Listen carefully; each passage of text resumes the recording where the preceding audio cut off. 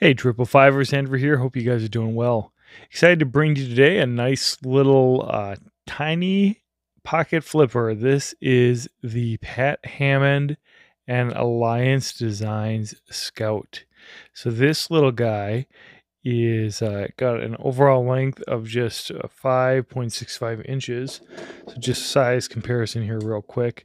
Here it is next to a mini Griptilian, and here it is next to a Spyderco Dragonfly. So you can see that it's roughly the same overall length of a Spyderco Dragonfly with a noticeably longer tip, a little bit less belly, but beautiful, very traditional design here with just a nice belly and no frills, nothing.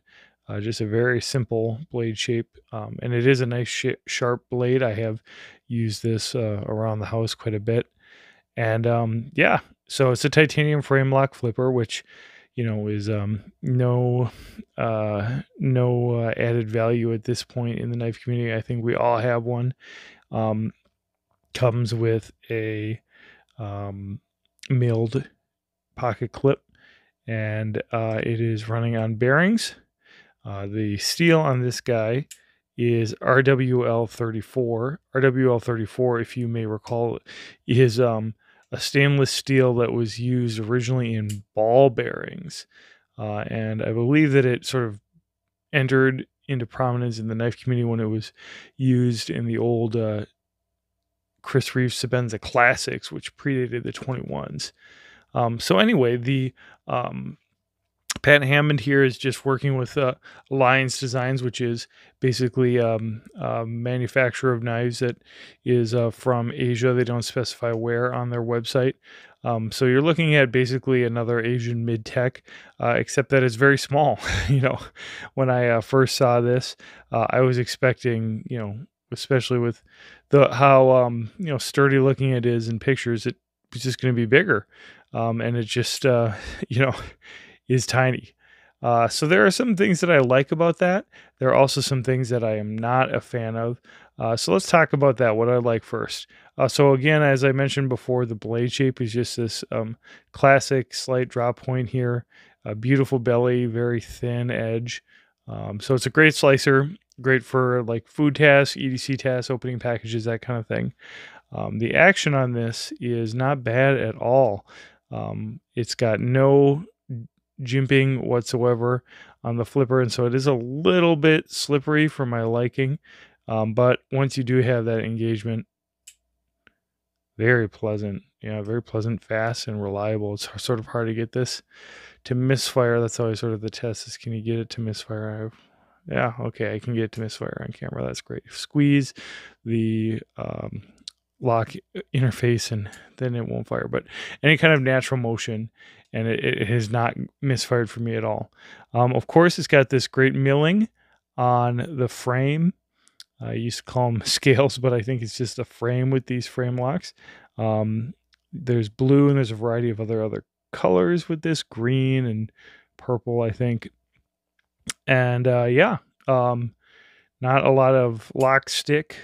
You have some like kind of intuitive cutouts here for where you should put your finger, and that disengages the lock pretty well. Little tiny bit of Lockstick, but nothing that even average hands can have any trouble unlocking. Very clean design in terms of just the construction, just with these 2 screws, and that's it. This is a satin finish brush, and I guess that this blade, hard to capture here, is itself hand finished. So again, satin, hand rubbed is the word I was looking for there. So yeah, nice clean lines, beautiful grind. Definitely looks and feels like a premium knife. I wouldn't say that it feels exactly like a custom knife, but again, that's sort of what these mid-techs are going for, is just nice premium look without necessarily the custom price tag. In fact, this is probably a tenth of what a custom knife of this sort would be if you were getting it from any maker. Can't tell you much about Pat Hammond. On EDC Gear Supplies website, they say that he's a student of Lee Williams, who, of course, is also famous for his kind of more traditional custom knives. And overall, I think that this is got a beautiful shape, both closed and open. In the hand, it is a pretty much a 3-finger grip. No matter how hard you try this little lip here. For me, I do have large, extra large hands, kind of larger palms, so it's harder for me to get more than a 3-finger grip, which, again, is fine for opening letters, for maybe some small food tasks. Definitely not meant to be a hard-use knife at all. And, of course, I think that should be obvious with the size. Again, we are looking at an overall length of 5.65 inches. We've got a blade length of 2.31 inches. Handle length of 3.34 inches, and it comes in just under 50 grams, 48.19 grams. So this is just a handsome little knife. And as I was carrying it, I was kind of puzzling over, who is this knife for? Well, first of all, maybe it's for your wife. You want to get her something pretty, and you want to get her something that is pretty simple to use. No goofy locks here. It's just a simple frame lock, so pretty intuitive, pretty easy to clean. Obviously, with the pillars there, sorry, trying to get that to focus, rinsing it out and all of that's very easy. It is running on bearings. I can't tell if they're any kind of special bearings, but they certainly are aiding the deployment of the knife very nicely. But I had another thought. One of the things that I gave my brothers when I got married that was really special is I gave them all nice Victorinox knives. And not only was it sort of a nice memento for the day, but they used it all through the wedding, at their meal and all that kind of thing. Because usually, steak knives and dining halls and all that kind of suck. And so maybe this is a way to just equip yourself in a more special way for a wedding. So this strikes me as like a wedding knife. Small, very discreet, and sort of impractical too, honestly, with the size. And then with the thing that is honestly the biggest, I guess I would just say, design failure, and that is this milled pocket clip. Not only can you see that in a couple weeks of carry, it's already gotten all marked up. And I will just roll in some B-roll, and you can see that this knife does just sit super, super high in the pocket, way up here. And the only place that I found this to be the only pocket that I found reasonable to carry with this knife was in my coin pocket in my jeans. And there it seemed to fit in sort of the proper length and didn't interfere with things. So yeah, I guess this could be a coin pocket knife if you're a denim head and have those coin pockets all the time. But if you're going to do that, I might just actually remove this thing, save a little weight. It's obviously beautifully thin too, with just the simple titanium scales. And then you can forego this clip, which sort of tempts you, as every clip does, to use it. But I'm just not very impressed with it. Retention isn't a problem. Spring retention isn't a problem. It's very thin, so it's not like I had trouble putting this in my pocket.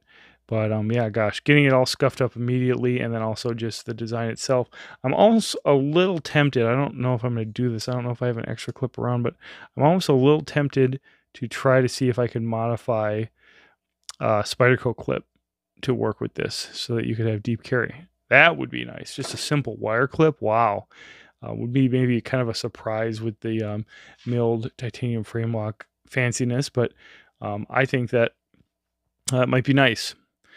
So all told, you can get this knife for about $180. I recommend you get it from Urban EDC Supply, who supplied me with this knife, and thank you to them for that, for the review. I think that, again, maybe a wife knife or maybe a gentleman's folder for a wedding or some special occasion could be good for that.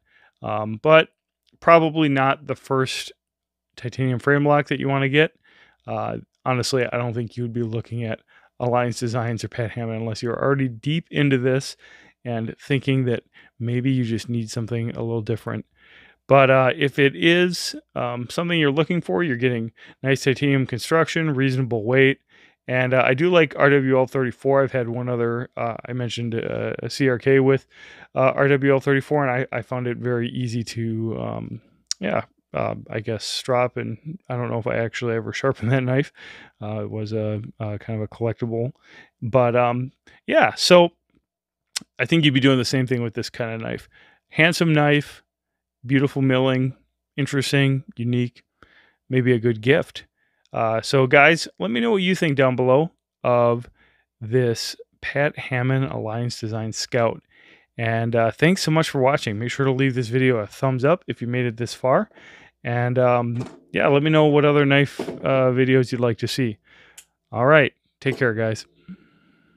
But I will roll in some B-roll, and you can see that it sits. Whoa, sits. Drop the knife. That's awesome.